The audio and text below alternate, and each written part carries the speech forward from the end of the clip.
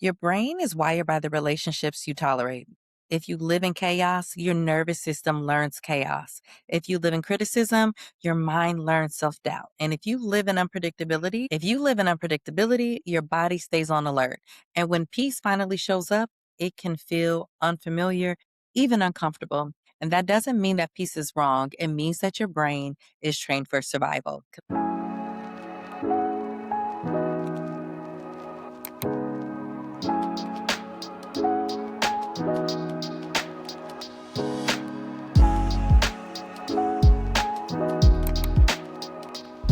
Welcome to Rise and Thrive with Dr. J. Nicole. I'm Dr. J. Nicole, therapist, educator, and someone deeply committed to helping you understand not just what you feel, but why you feel it. And today we're going deeper into something that has resonated with so many of you, the idea that the brain adapts to what you repeatedly experience.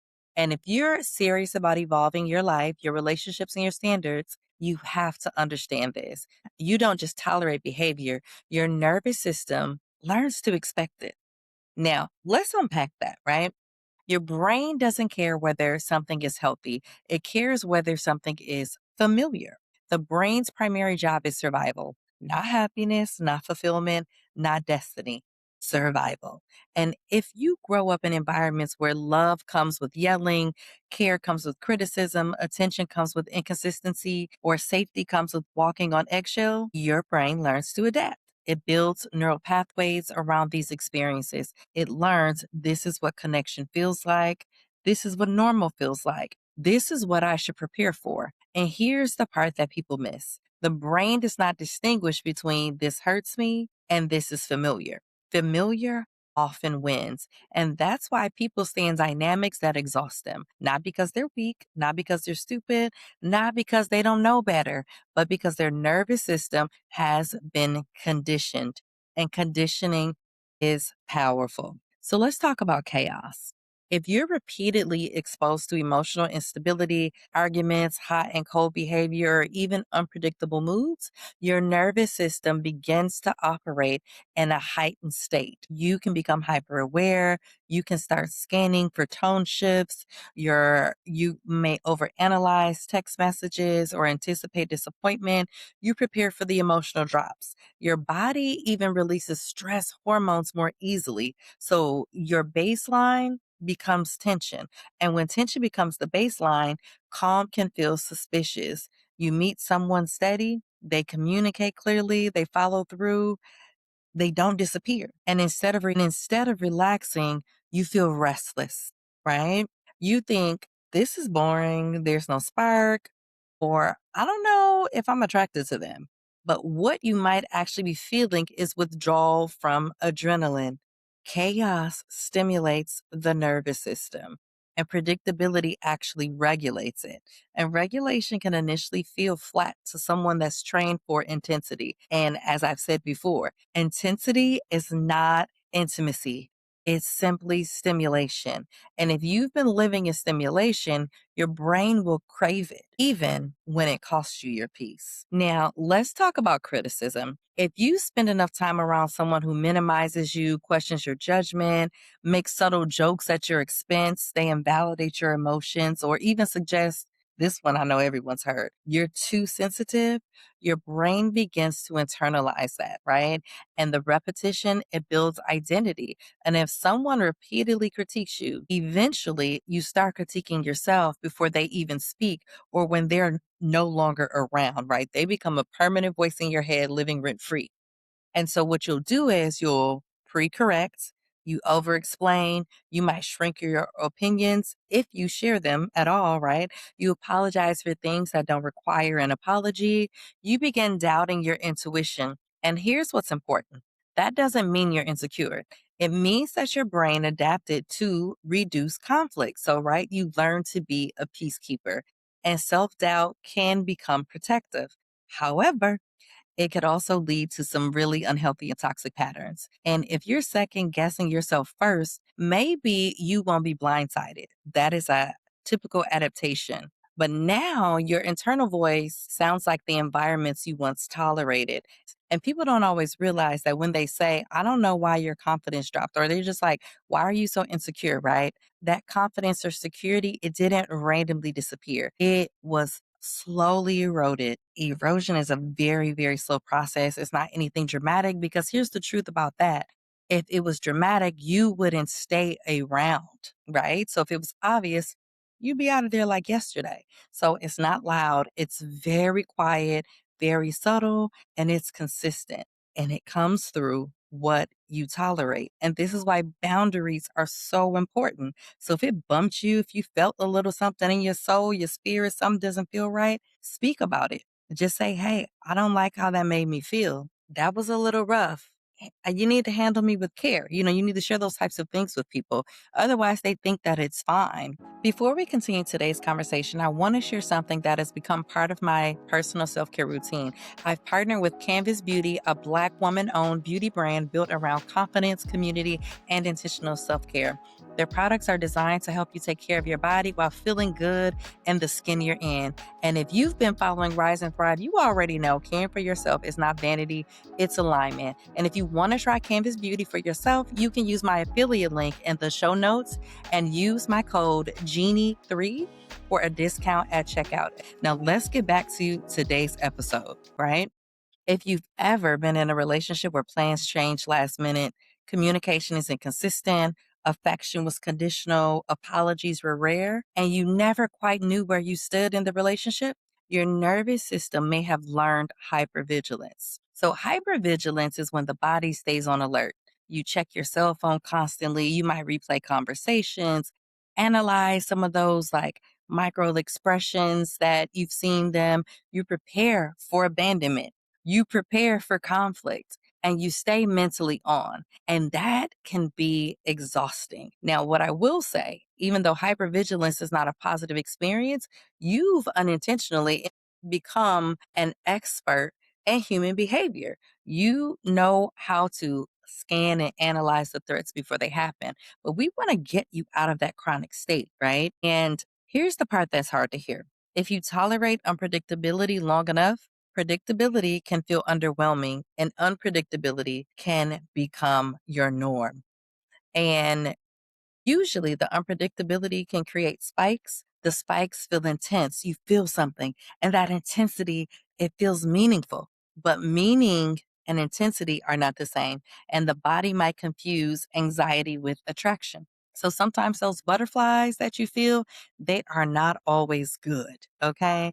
And so you can confuse that with you can confuse that uncertainty with chemistry, and you might interpret relief as love, but relief is not love. Relief is the absence of the threat, it's the absence of that inconsistency. And you've been living in threat. And if you've been living in threat, relief feels powerful, but relief should not be the highest bar. Safety should be the highest bar. This is where sometimes people can get stuck. They finally meet someone emotionally steady and they leave a chaotic situation or they raise their standards. And instead of feeling empowered, they feel unsettled. The quiet, oh man, it can feel so loud. And the stillness might be unfamiliar or strange. And they can start questioning themselves. Why do I feel like this? Like something doesn't feel right, or it even feels weird that there's nothing wrong, or they're looking for something wrong for that other shoe to drop, right? And that's because your nervous system is recalibrating. You were trained to survive turbulence. And now you're asking it to relax and calm water. And that transition takes time. So be kind to yourself, have compassion. And unfortunately, many people sabotage peace because they misinterpret that discomfort. And discomfort doesn't always mean misalignment. Sometimes discomfort is growth. Discomfort means that your body is learning a new baseline. Healing requires you to sit in that recalibration period long enough for peace to feel normal. So let's zoom out a little bit. This isn't just about dating. Your brain is also wired by your friendships, the environments like work, your family dynamics, spiritual communities. And if you tolerate disrespect at work, your brain learns to brace it. And I know a lot of you are living through that right now. If you tolerate gossip and friendship, your brain learns to be on guard. And if you tolerate spiritual manipulation, your brain learns confusion around authority. And you can become accustomed to tension. And tension can seep into your personality. Some people say, I'm just an anxious person. I just worry like a lot. Like that's just who I am.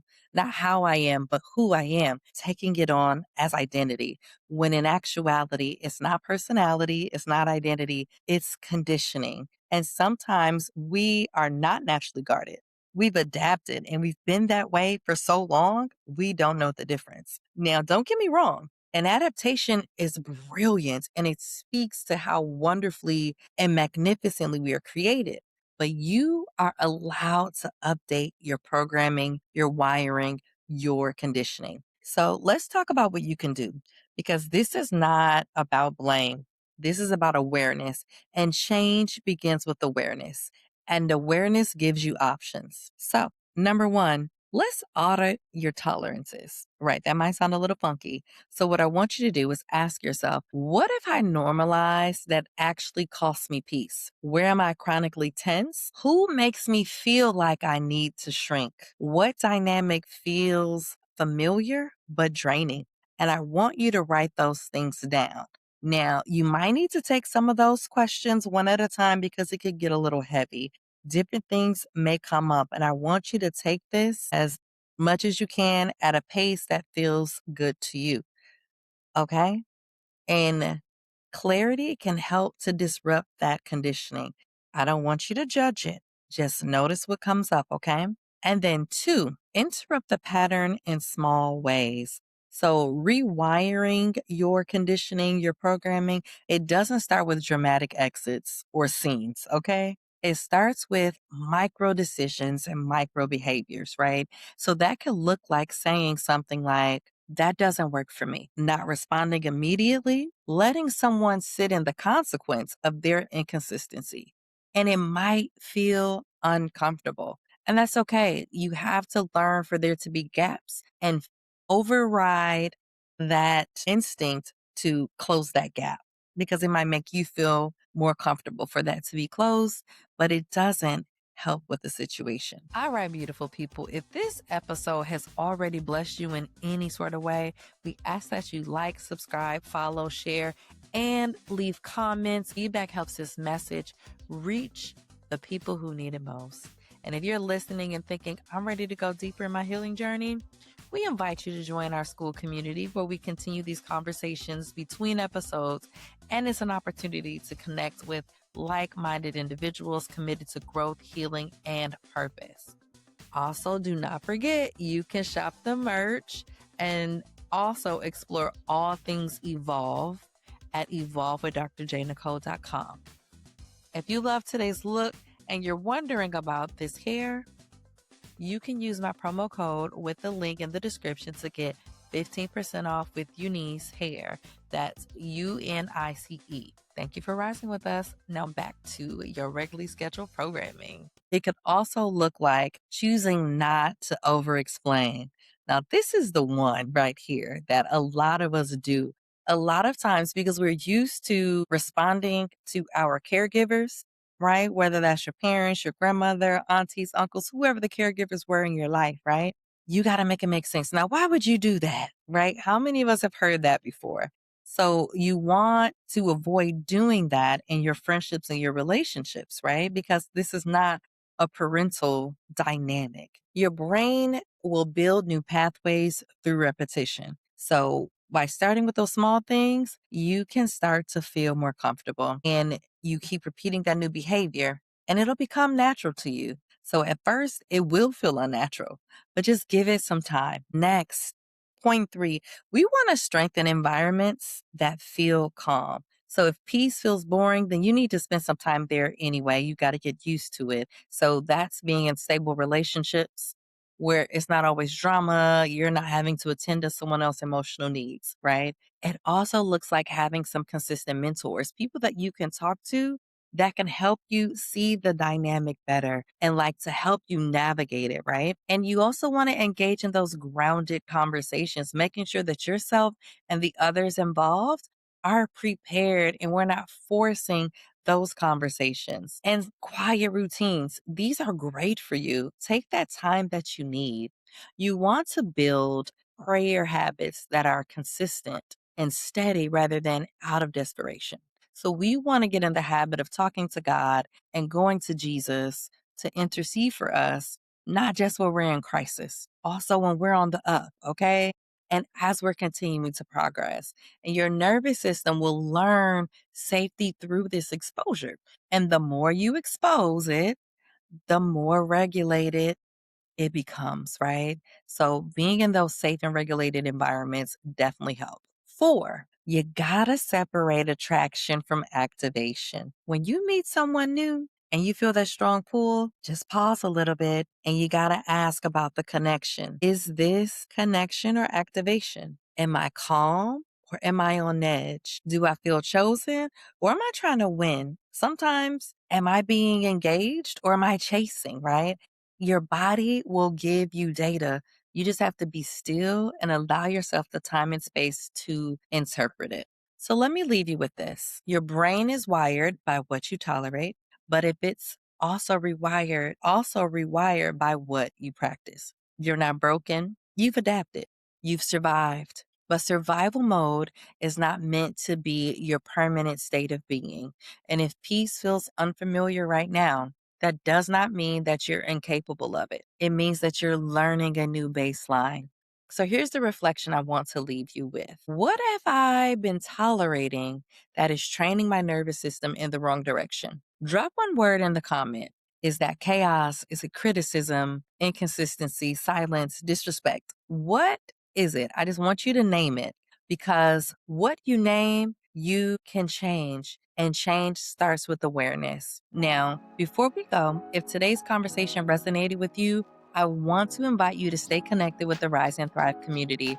First, make sure you follow or subscribe to the podcast and turn on notifications so that you never miss an episode like this one, where we explore faith, identity, healing, and personal transformation. Then I want to hear from you. Let me know how this blessed you in the comments. Like, share your thoughts. Your voice helps to build community around these types of conversations. And if you'd like to carry the message of Rise and Thrive with you throughout your day, you can explore the Rise and Thrive collection. We have mugs, apparel, and other pieces designed to remind you to walk boldly in your purpose. You can find them at evolvewithdrjnicole.com. And finally, if this episode encouraged you, I want you to share it with someone who might need to hear it today. Because sometimes the right conversation at the right moment can remind someone that their story isn't over, it is evolving. And thank you so much for being a part of the Rise and Thrive community. And until next time, keep rising in faith and thriving in purpose. I'm Dr. J. Nicole, and I'll see you next episode.